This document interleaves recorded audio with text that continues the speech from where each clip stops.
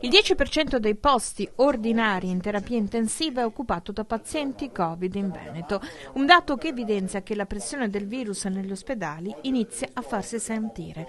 Il rischio di un incremento che conferma un trend in progressivo aumento è quello del blocco del sistema ospedaliero, che va assolutamente scongiurato. Anche se il presidente del Veneto Luca Zaia, previdente, ha incaricato i suoi tecnici di stilare delle previsioni in 3 scenari possibili per attrezzarsi con il piano di salute pubblica. Al momento il Veneto c'è ancora un semaforo verdino, dice, ma rischia di cambiare colore se non si rispetta la regola principale per arginare i contagi. Mettetevi la mascherina, l'invito di Zaia, per scongiurare il peggio. In estrema sintesi, emergenza ospedaliera non c'è, ma si sente la pressione. Lo scenario che ci preoccupa è quello di una non tutela della salute con la mascherina e che si incrementino le terapie intensive e i ricoveri. Oltre un certo limite si va al collasso del servizio sanitario. Ma questa è l'inquietudine che hanno tutti i miei colleghi assieme a me, cioè noi parliamo di questo e mi rendo conto che forse il vero focus da fare col cittadino è spiegare perché ci preoccupiamo. Perché il cittadino vede sempre bel tempo, cioè è inevitabile, no?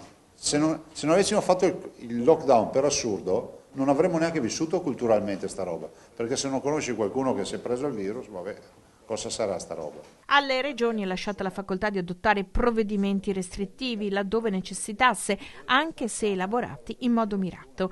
Quanto alla scuola, Zaia è quasi sicuro che alla fine la sua proposta della didattica a distanza per gli allievi delle scuole superiori sarà una misura che sarà presa. Io come tutti noi siamo contrari a un lockdown, dopodiché un lockdown, diciamo, chirurgico l'abbiamo fatto nei 3 comuni del Comerico, l'abbiamo già fatto anche noi, no? Che abbiamo chiuso i locali alle 22 di sera e abbiamo fatto delle iniziative al servizio col Dipartimento di Prevenzione su nel Bellunese.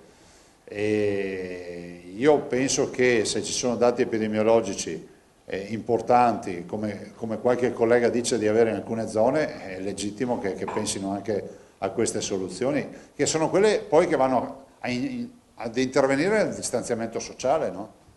Perché se tu non distanzi con la barriera fisica della mascherina, lo devi fare con la norma giuridica, devi dire alla gente restate a casa, per questo io dico portate la mascherina.